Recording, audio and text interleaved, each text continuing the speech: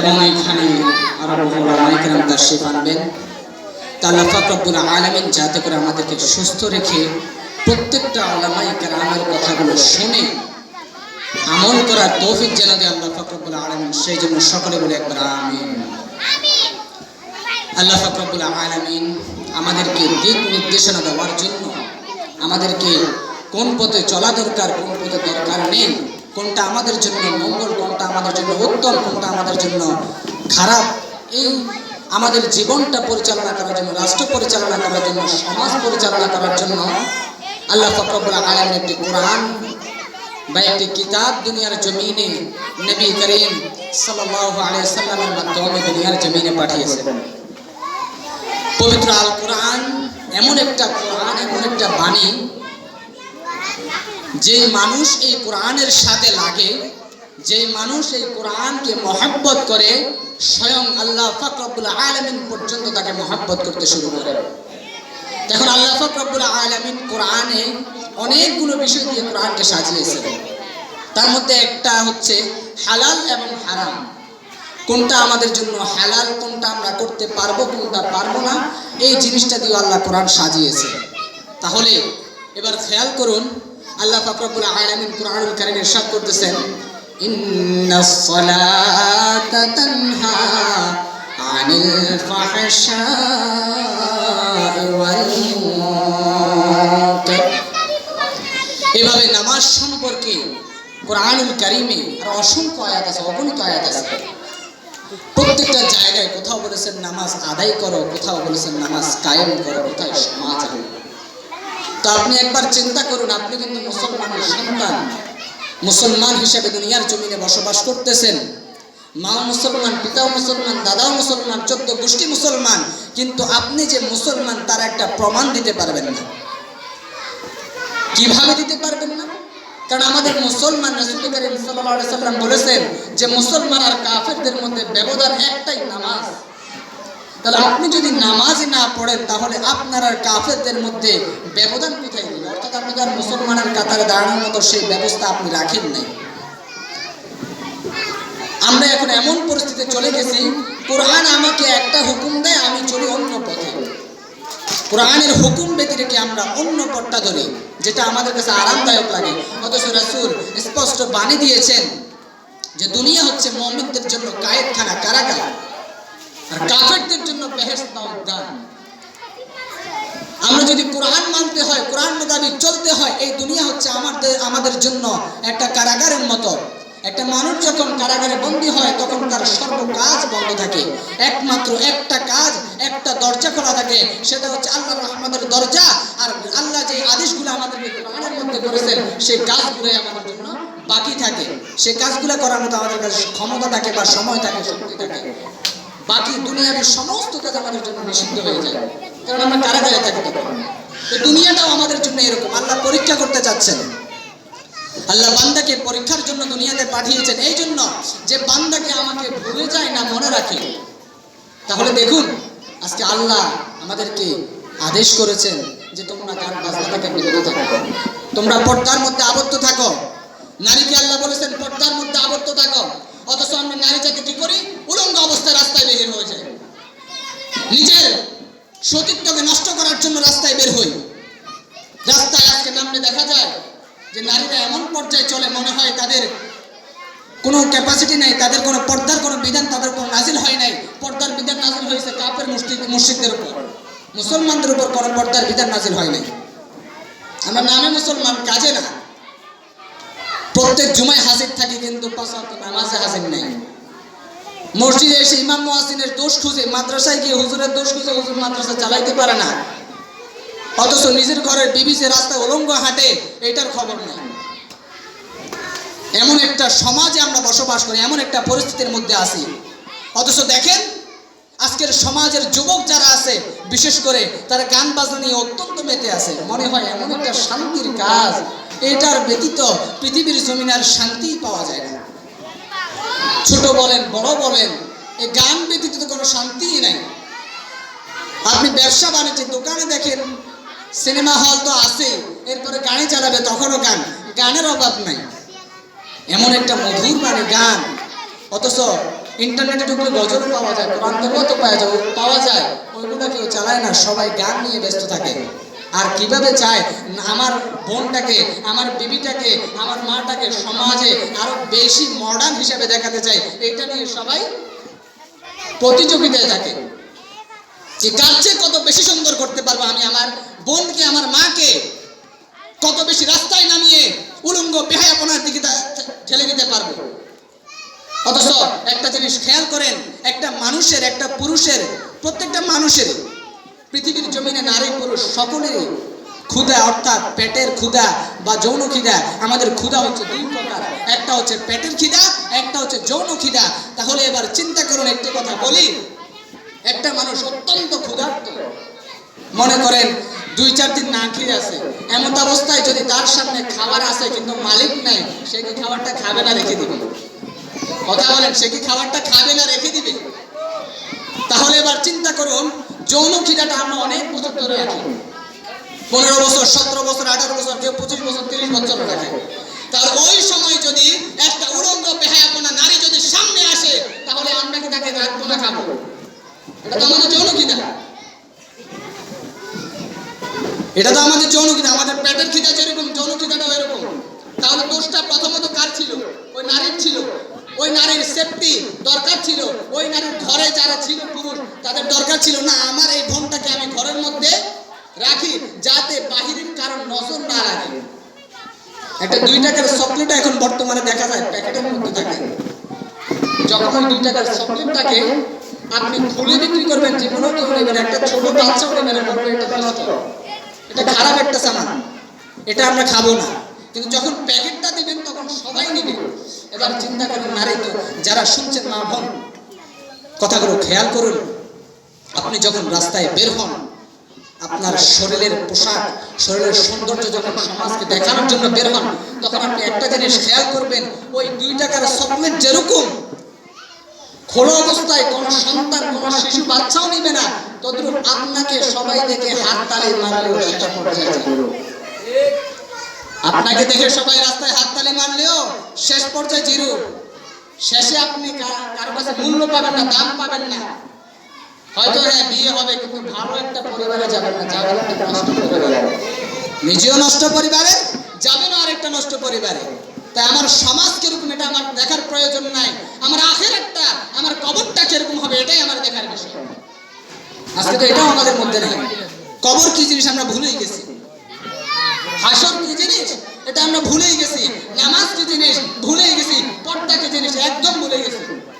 আমাদের স্মরণেই নেই যে আমাদের এই দুনিয়ার জমিনের পর একটা চিরস্থায়ী একটা ঠিকানা আছে, কবর, হাসর, পুলসিরাত, জান্নাত, জাহান্নাম। এটার কথা আমরা কল্পনাও করে নেই। আমরা চাই যে যত মডার্ন হতে পারবো, পরিবারকে যত সমাজে উন্নয়ন করতে পারবো, উপরে উঠাতে পারবো, অর্থ সম্পদ অর্জন করতে পারবো, ততই মঙ্গল, ততই ভালো। আর আমরা বললে বলে হয় হুজুর ভালো না, হুজুর দেখাইলে বলে হুজুর ভালো না। হুজুরের প্রত্যেক জায়গায় দোষ হচ্ছে। রাসূল বলেছেন বাল্লিগু আন্নী ওয়ালাউ আয়া, যা অর্জন করেছো প্রত্যেকটা হরফ পুঙ্খানুপুঙ্খের ভিতরে প্রচার করতে থাকো, প্রত্যেকটা জিনিস তুমি প্রচার করো। আল হাক্কু মুররুন, সকলের কাছে এই হকটা তোমার কাছে তুমি বলতে মিষ্টি লাগবে, কারণ তুমি অর্জন করেছো, আমলও করেছো, কিন্তু যে শুনবে তার কাছে তিক্ত লাগবে। তিতা খাবার যেরকম মানুষ খেতে চায় না, তো তিক্ত জিনিসও মানুষ নিজের ভিতরে আমল করতে চায় না। তোমার বলার দায়িত্ব, তুমি বলে যাও, কিন্তু যে শুনবে তার কাছে তিক্ত লাগবে, সে আমলও করবে না, সে বলবে মোল্লা খারাপ। ঠিক আজকের সমাজটা আমাদের এই পর্যায়ে চলে এসেছে। তাহলে আমার সমাজ আমি ঠিক করতে হবে, আমার ঘর আমি ঠিক করতে হবে। ও আনফুসিকুম ওয়া আহলিকুম নার, আমরা তো নিজে ঠিক হই না, কিন্তু অন্যকে ভালোই তালিম দিতে জানি। নিজের ভিতরে আমল নাই, নিজের ভিতরে অহংকার, দাম্ভিকতা, হিংসা পরিপূর্ণ, কিন্তু অন্যকে সলিউশন দিই, অন্যকে আমরা রুটিন দিই যে আপনি এইভাবে চলেন, ওইভাবে চলেন, এইভাবে ঠিক না, ওইভাবে ঠিক না, কিন্তু আমার নিজের ভিতরে আমল নেই। আমরা আজকে গান বাজনা নিয়ে, নামাজ তো নাই, নামাজ চলে। ওই দিন দেখলাম মসজিদের পিছনে একটা বাড়ির মধ্যে এমন অবস্থায় গান বাজিয়েছে, রাত্রে ঘুমানো যায় না। বিশ্বাস করবেন কিনা জানি না, এই গানটা এমন একটা জিনিস যেটা আপনাকে মুসলমান থেকে ক্ষণিকের মধ্যে কাফের অবস্থায় পরিণত করতে পারে। তাহলে ওই গান আমরা কেন শুনবো মুসলমান হয়ে? ওই বাজনা আমরা কেন শুনবো? দুনিয়াতে অনেক রকম গজল আছে, নেটে ঢুকলে এখন পাওয়া যায়, ওয়াজ আছে, গজল আছে, অনেক রকমের জিনিস আছে, ওইগুলা দেখেন না ভাই। গান বাজনা আমাদের জন্য ফরজ না তো? আমরা গান বাজনা পরিত্যাগ করতে হবে, আমাদের মা বোনকে পর্দার মধ্যে আবদ্ধ করতে হবে। এভাবে রাস্তায় ছেড়ে দিলে সমাজ কোনোদিন ঠিক হবে না। আমরা ভাড়াটিয়া থেকে যাব, কোনোদিন মালিক হতে পারবো না। হিন্দু খ্রিস্টানরা আজকে সমাজের মধ্যে উচ্চ আওয়াজে গান বাজনা চালায়, আমরা বলার মতো ক্ষমতা নাই। অথচ খেয়াল করে দেখেন, তাদের ধর্ম হচ্ছে ভাড়াটিয়া ধর্ম, কিন্তু আমাদের ধর্ম মালিকানা ধর্ম। কিন্তু আমরা বলার মতো কোনো ভাষা নাই, আমরা বলতে পারি না, এমন পর্যায়ে আমরা চলে গেছি। তাদেরকে বাধা দেওয়ার মতো সেই ঈমান, সেই চেতনা আমাদের মধ্যে আজকে হয় নাই, সেই ঈমান চেতনা আমাদের মধ্যে নাই। তাহলে আল্লাহ কোরআনে কি বলেছেন আর আপনি আমি কি করতেছি? দাড়িটা সাদা হয়ে গেছে, এখনো দাড়ি কেটে ফেলেন, এটার দায়ী আল্লাহ নিবেন কবরে, এটার হিসাব হবে। ফামান ইয়ামাল মিসকালা যাররাতিন খায়রান ইয়ারা ওয়া মান ইয়ামাল মিসকালা যাররাতিন শাররান ইয়ারা। প্রত্যেকটা জিনিসের ভালো করেন খারাপ করেন, প্রত্যেকটা জিনিস পুঙ্খানুপুঙ্খের হিসাব হবে।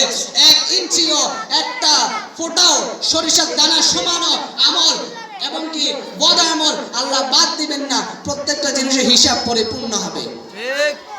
তাহলে আজকে আমরা এমন পর্যায়ে চলে গেছি, নিজে তো পেশেন্ট করিয়ে দাড়িটা শেভ করে, কিন্তু মা বোনকে পেশেন্ট করায় উলঙ্গ অবস্থায় বেহায়াপনার দিকে, এমন ভাবে পেশেন্ট করায় চুল অর্ধেক ঢাকা অর্ধেক খোলা, পোশাক অর্ধেক আছে অর্ধেক নাই। এরকম পেশেন্ট আমরা চাই না। আমরা চাই ইসলামের স্বাধীনতা, শালীনতা। আমরা চাই ইসলামকে সুন্দরভাবে টিকিয়ে রেখে গোটা বিশ্বকে দেখিয়ে দিতে চাই আমরা মুসলমান কোনো নাস্তিকের মতো কাজ করতে চাই না, আমরা মুসলমান কোনো ইহুদি চালচলন চাই না।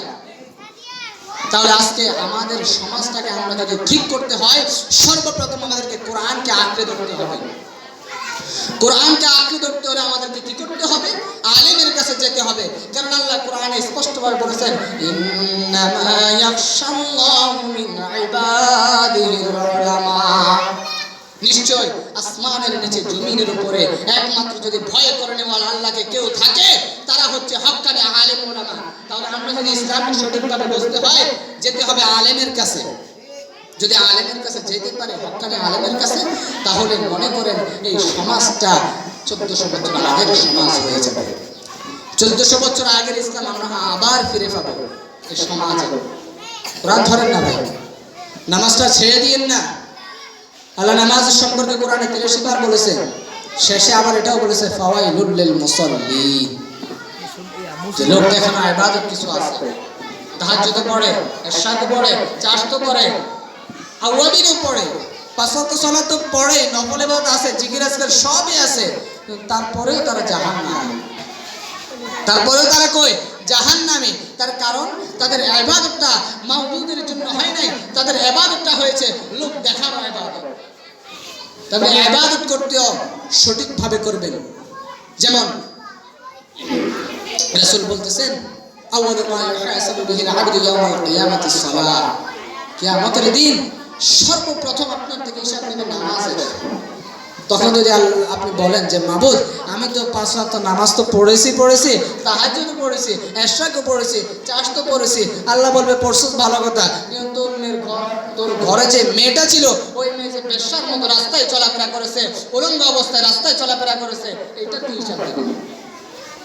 তোর এই আমলের সাথে ওই আমল তো আর মিলে নাই। আমল করতে হলে পরিপূর্ণ আকীদা নিয়ে, ঈমান নিয়ে আকীদা করতে হবে।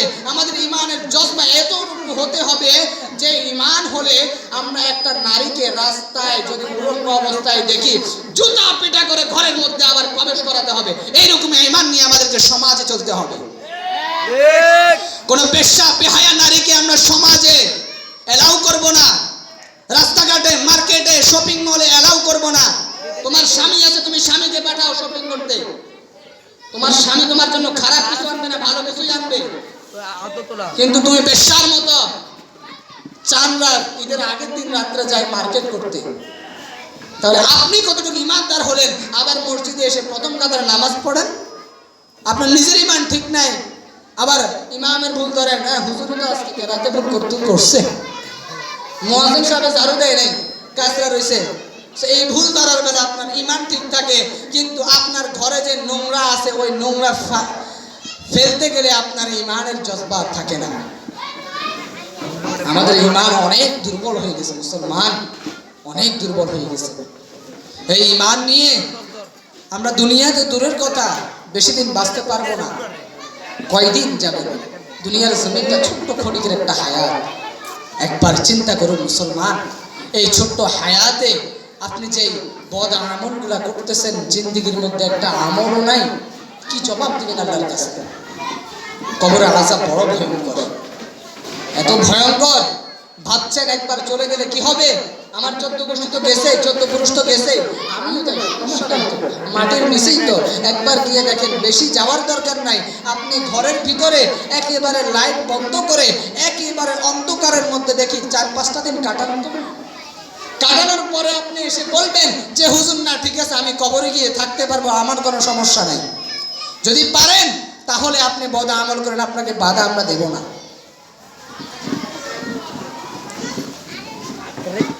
আমল করবেন, আমলটা হচ্ছে আমাদের মূল লক্ষ্য। আমল ছাড়া এই ছোট্ট জিন্দিগি সাজিয়ে উঠাতে পারবো না। আমল ছাড়া এই কবরে আমরা নিষ্কৃতি পাবো না, না পারবো মুনকার নাকিরের সওয়ালের জবাব দিতে, না পারবো আল্লাহর সামনে দাঁড়িয়ে জিন্দিগির হিসাব দিতে। 60-70 বছরের জিন্দিগি কি করেছি আমি? তাই অনুরোধ করবো, আমল করার চেষ্টা করবেন। মা বোনকে পর্দার মধ্যে রাখবেন। মা বোন যারা শুনছেন মাইকের আওয়াজ, অনুরোধ করবো, বোন তোমার সেফটি তোমার কাছে। তোমার মেয়ে কখনো দর্শন হলে তুমি অন্যের দোষ দিবে, লাভ হবে না, মেয়ে শেষ। তাহলে আজ থেকে নিজের মেয়েকে ঘরের মধ্যে পর্দায় আবদ্ধ করো, তাহলে শুনবে মেয়ে কোনোদিন তোমার দর্শন হবে না। বাইরে যাবে পড়ার জন্য, আবার শিক্ষা অর্জন করে সঠিকভাবে ঘরে আসবে। গান বাজনা থেকে বিরত থাকেন না ভাই। আজকে আপনারা গান বাজনা বাজাবেন মসজিদের পাশে, কবরস্থানের পাশে, মাদ্রাসার পাশে, আগামী প্রজন্ম হয়ে উঠবে এভাবে। মাদ্রাসায় শিক্ষা অর্জন করার মতো ক্ষমতা থাকবে না। আপনার গানের উচ্চ আওয়াজে মাদ্রাসার শিক্ষাঙ্গনগুলো আস্তে আস্তে বন্ধ হতে থাকবে। যতই প্রতিষ্ঠান বাড়ুক, শিক্ষা অবস্থা আস্তে আস্তে কমতে থাকবে। তা অনুরোধ করব, গান বাজনা থেকে বিরত থাকেন, নামাজ আদায় করেন। ভাই বয়স তো অনেক হয়েছে, দাঁড়িটা রাখেন, সিগারেটটা ফেলে দেন। তো অনেক বড় একটা খারাপ কাজ, এই সিগারেটটা অনেক বড় একটা নেশার কাজ। অনেকে মনে করে এটা তো সব দোকানে পাওয়া যায়, এটা নেশা না, কিন্তু এটা অনেক মাত্রায় একটা নেশা। এগুলা বাদ দেন, পর্দার মধ্যে আবদ্ধ হন। মা বোন, যুবক ভাইয়েরা, মা বোন সবাই নামাজের মধ্যে একত্রিত হন, নামাজ আদায় করেন। ইসলামটাকে আবার আমরা সুন্দরভাবে গঠন যেন করতে পারি, সেই তৌফিক যেন আল্লাহ তাআলা আমাদেরকে দেয়। সেই জন্য সকলে একবার বলে আমিন। ওয়া আখিরু দাওয়ানা আলহামদুলিল্লাহি রাব্বিল আলামিন। আসসালামু আলাইকুম ওয়া রাহমাতুল্লাহি ওয়া বারাকাতুহু।